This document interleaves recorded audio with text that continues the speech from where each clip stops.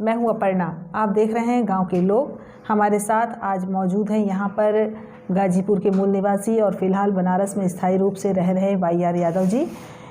फिलहाल ये सामाजिक कार्य कर रहे हैं। इनसे बातचीत करते हैं जाति जनगणना पर और कुछ अन्य मुद्दों पर।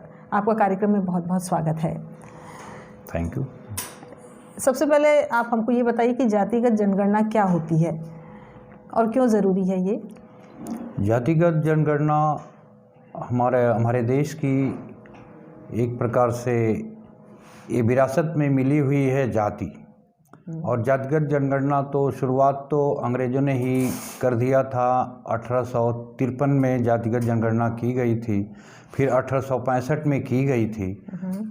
लेकिन उस जातिगत जनगणना को कुछ उसमें कमियां रह गई थी, तो अंग्रेज सरकार ने उसको बहुत ही एक्यूरेसी पूर्वक 1881 में कराया।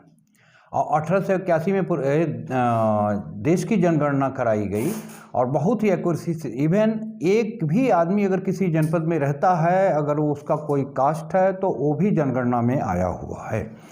1881 की उस बुक का नाम है, अगर लोग जो है आप जानना चाहें तो उस बुक का नाम है descriptive and historical account north western province of India, volume 13, part 2, Ghazipur. Just like Ghazipur district का ये एक वॉल्यूम है, अलग अलग जिले का सबका था। इसका भी है और ये पब्लिश हुई है 1884 में, जो कि जातिगत जनगणना के बारे में ही नहीं, बहुत सारी चीज़ें, तथ्यों के बारे में, गाजीपुर जनपद के बारे में बहुत कुछ कहती है, जो आज हम बहुत सारा ज्ञान, ये बहुत सारे हम जो है बेस लेवल इससे पकड़ सकते हैं। चाहे तो जातिगत जनगणना की आपने बात किया हुआ है, जातिगत जनगणना भी इसमें मेंशन है।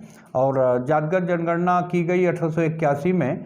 उस समय हमारे गाजीपुर जनपद की जनसंख्या थी 10,14,764। अच्छा। ये एक्यूरेट पॉपुलेशन था, जिसमें गाजीपुर जनपद का, जिसमें हिंदुइज्म और मुस्लिम का भी उन्होंने जनगणना कराया था, कितने हिंदू हैं कितने मुस्लिम हैं।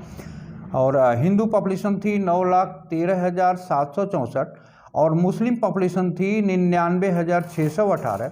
हिंदू पॉपुलेशन का परसेंटेज था 90% और मुस्लिम पॉपुलेशन था 9.8%। इससे ही हिंदू डिस्ट्रीब्यूशन, मतलब हिंदू में भी उन्होंने 4 वर्णों में जो बटा हुआ है, उसकी भी अलग अलग जनसंख्या एक्यूरेट जनगणना कराई थी, जो कि राजपूत, ब्राह्मण, बनिया और अदर कास्ट के रूप में उन्होंने कराई। तो राजपूत की पॉपुलेशन थी 91,675, यानी 9%। हमारे गाजीपुर जनपद में राजपूत की जनसंख्या थी 9%, ब्राह्मण की जनसंख्या थी 67,840, यानी 6.6%, और बनिया की जनसंख्या थी 4,251, यानी 0.04%।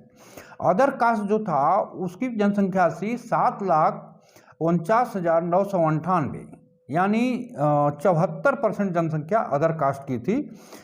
टोटल जो है हमारा पॉपुलेशन हिंदू का था जो 9,13,764 था। अच्छा, ये अंग्रेजों को क्यों जरूरत पड़ी कि जातिगत जनगणना कराएं? आपने बताया कि 1965 जाति जनगणना आपने पूछा है, अंग्रेजों को जरूरत क्यों पड़ी? क्योंकि यहाँ का कोई भी अगर संरचना, डेवलपमेंट, विकास कार्य, कुछ भी किसी समाज के बारे में जानना है तो जातिगत जनगणना उसमें बहुत ही सहायक होगी।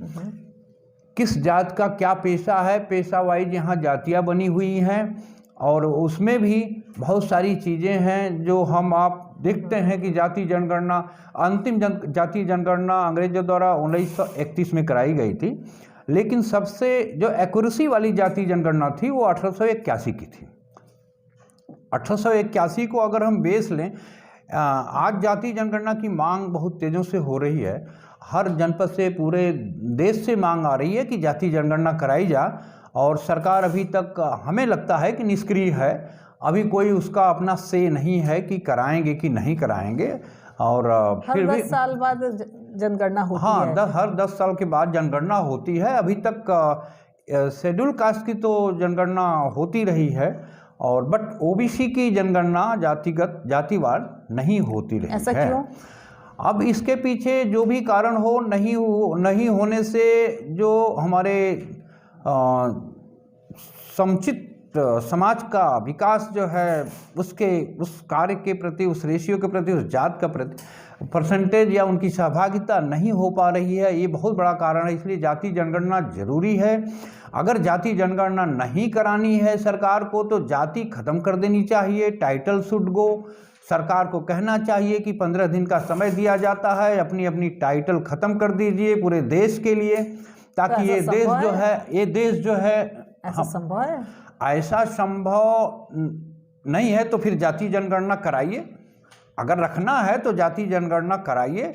1954 में पहली बार, सुने, 1954 में पहली बार चौधरी चरण सिंह ने अपना एक मेमोरेंडम दिया, जवाहरलाल नेहरू के समक्ष रखा। ये नवभारत टाइम में पूरा डिटेल में निकला था कि हमारे जाति जनगणना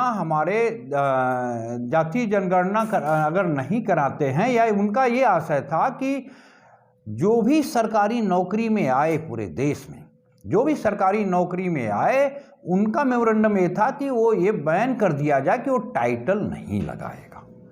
कोई भी व्यक्ति जो सरकारी नौकरी में आए, चाहे वो ऊपर का हो या नीचे का हो, जो अगर गवर्नमेंट एम्प्लॉय बनता है तो पहला काम है कि उसकी टाइटल खत्म कर दी जाए। तो उन्होंने, जवाहरलाल नेहरू ने इसको फेंक दिया था। यही निकला था अखबार में, नवभारत टाइम में निकला था कि उन्होंने उसको ऐसे कर दिया कि नहीं नहीं, ये हमारी देश की संस्कृति और संस्कार का पार्ट है, हम इसको नहीं खत्म कर सकते। तो ये एक प्रकार से उसमें बहुत अच्छी शुरुआत अगर हो गई होती तो आज इसकी ज़रूरत नहीं पड़ती। आज जाति जनगणना की ज़रूरत है तो जाति जनगणना की मांग उठ रही है। अभी तक तो सोया था समाज, ओबीसी समाज सोया हुआ था।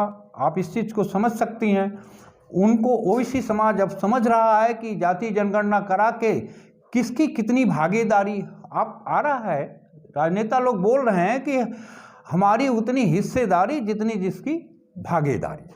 तो ये अगर संभव तभी हो पाएगा जब जाति जनगणना होगी। या तो जातिगत जनगणना कराइए या जाति खत्म कर दीजिए देश से। क्यों? क्योंकि ये जाति से या तो वैमनस्यता पैदा होती है, या फिर जातिगत जनगणना करा करके सबके समुचित विकास, हर वर्ग का समुचित विकास हो सके, इसलिए जाति जनगणना। आपने भी बताया कि जातिगत जनगणना जो होगी उसमें पता चलेगा कितने पिछड़े समाज के लोग हैं, क्योंकि एसटी एससी के तो काउंटिंग होती ही है और उनको बताया जाता है कितने प्रतिशत हैं, कितनी जनसंख्या उनकी है। तो जब पिछड़े समाज के लोगों की जनसंख्या पता चलेगी तो क्या उनको उतना हिस्सा मिलेगा, ऐसा आपको लगता है? अगर उनको पता चलेगी कि हमारे समाज की इतनी जनसंख्या है तो उनमें अगर उनकी भागीदारी देश के तमाम सारे विकास कार्यों में, प्रशासन में, न्यायपालिका में, जुडिशरी में, एग्जीक्यूटिव में, कहीं भी उनकी हिस्सेदारी नहीं दिखाई देगी तो उनको लगेगा कि हमारी क्यों नहीं हिस्सेदारी। क्या कारण है कि हम जाति के रूप में इतने हैं और हमारा प्रतिनिधित्व इन सब न्यायपालिका में या कार्यपालिका में या विधायिका में किसी में भी जो है कम है। क्यों कम है? तो इससे उनको आभास होगा कि हमें जो है इसके लिए लड़ाई लड़ करके ये अपना हिस्सा लेना पड़ेगा, या तो फिर जाति समाप्त करिए। कहीं न कहीं जो है ये इसमें जो है वो हो रहा है, विभेद हो रहा है। लोग जाति जानकर जो है, जाति के रूप में आपकी जाति को जानकर लोग जो है विभेद करते हैं। अच्छा, आपने ये बात जो बहुत अच्छी कही, लेकिन अभी देखा जा रहा है कि जो पिछड़े समाज के यंग जनरेशन है उनका बहुत सारा समय वो धार्मिक आस्था और ये कांवड़ में जब जल चढ़ाने जाते हैं उसमें, या जो ये पालकी उठाई जाती है उसमें, इस तरीके की बहुत बड़ी हिस्सेदारी दिखाई दे रही है। वो क्या इतने सजग नहीं हुए हैं कि अपनी पढ़ाई लिखाई शिक्षा को लेकर ज़्यादा सजग हों और सरकार से मांग करें? देखिए आपने बहुत सही प्रश्न किया। सजग तो हो रहे हैं, अभी उस अनुपात में नहीं हुए हैं। आपको 1795 में हमारे देश में अंग्रेजों ने एक एक्ट लाया, जिस एक्ट का आशय राइट टू प्रॉपर्टी जिसे कहते हैं, हमें प्रॉपर्टी का अधिकार लाया 1795 में। उसके पहले हमें राइट टू प्रॉपर्टी नहीं था। और राइट टू प्रॉपर्टी किसके पास था हम आप सब जानते हैं। केवल जमींदार लोग होते थे, लगान पर देते थे और लोग खेती करते थे। दूसरी बात, 1813 में हमें राइट टू एजुकेशन आया, अंग्रेजों ने लाया शिक्षा का अधिकार। राइट टू एजुकेशन मतलब हमें पढ़ने का अधिकार मिला 1813 में। 2000 साल से हमारे पूर्वज कुछ नहीं पढ़ पा रहे थे। आज 1813 से लेके आज कितना दिन हुआ? बहुत कम दिन हुए हैं। इतने दिन में हम शिक्षा की तरफ बढ़े हैं, अच्छा खासा बढ़े हैं, बढ़ रहे हैं, बट अभी पूरी तरह शिक्षित नहीं हुए हैं। जो धार्मिक जो हमारी अंधभक्ति है हमारे उसमें अभी बरकरार है, ये भी जाएगी। शिक्षा मेन चीज़ है, शिक्षा अगर हमें मिलेगी तो ये भी समाप्त होगी। जैसे एक बहुत बड़ी छोटी सी बात आपको बताते हैं। हम कोई 100 जाता है और उसमें जो है हम बोलते हैं कि राम राम सत्य है। राम राम सत्य है, कोई बात नहीं, बहुत अच्छी बात है, राम राम सत्य है। मतलब इसका आशय ये है कि पुरुषोत्तम राम कहा गया है उनको। राम एक इंसान थे और इंसान अगर हैं तो मरना पड़ेगा, इसका आशय यही है। राम राम सत्य है। हम शंकर शंकर सत्य नहीं बोल सकते, हम वहाँ दुर्गा दुर्गा सत्य नहीं, कोई नहीं बोलेगा, कोई बोल के नहीं दिखाएगा। तो कहीं ना कहीं ये अंधभक्ति का रूप कब लेता है कि राम एक इंसान थे, उनको भगवान आप बना दिए, भगवान मान रहे हैं, भगवान मान रहे हैं आप मानिए, हम भी मानते हैं भगवान स्वरूप थे। भगवान तो नहीं कह सकते क्योंकि राम राम सत्य हमारे आज से नहीं बोला जा रहा है। तो कोई चीज़ जानने के लिए अब हम अंधभक्ति में डूबे हैं, हमारा समाज डूबा हुआ है। कारण है शिक्षा। अगर हमारा समाज शिक्षित हो जाए, हमारा समाज सब कुछ जानने लगे, हमारा समाज उसी रूप में पढ़ने लगे, उनमें उत्सुकता होगी कि हम इतना है पॉपुलेशन में और हम पढ़ नहीं रहे हैं इसीलिए हम पीछे हैं, तो वो शिक्षा ग्रहण करेंगे। इसीलिए जनजाति, ये जातीय जनगणना, जनजाति जनगणना सब जरूरी है, A to Z जरूरी है हमारे समाज के लिए। यदि नहीं कराना है, शासन को, सरकार को नहीं कराना है, तो सबसे अच्छा तो रास्ता ये है कि जाति खत्म कर दिया जाए। इससे अच्छा रास्ता देश के विकास के लिए कुछ नहीं है। आज जो है यहाँ शिक्षा नहीं थी 1813 से पहले, इसीलिए यहाँ कभी कोई क्रांति नहीं हुई। दुनिया में फ्रांस की क्रांति हुई, रूस की क्रांति हुई, तमाम सारी क्रांतियाँ हुई। यहाँ इतना बड़ा पॉपुलेशन, इतनी बड़ा जनसंख्या, और जिस शिक्षा नहीं थी, न राइट टू प्रॉपर्टी था, आबादी के ज़मीन में रहना था, घर बनाया, खाया पिया, आज नहीं 2000 साल से चला आ रहा है। ये क्रांतिकारी विचार हो सकता है, आपको लगता हो, लेकिन हमारा समाज 1813 के बाद सब लोग पढ़ना शुरू किए, सबको बराबर का अधिकार मिला। अंग्रेज आए, एक प्रकार से हमारा संविधान, अंबेडकर साहब ने हमें संविधान दिया। संविधान में सबसे बड़ी बात ये लिखी है कि equality of law, equal before law. संविधान में हमें शिक्षा का, सबको शिक्षा का अधिकार दिया।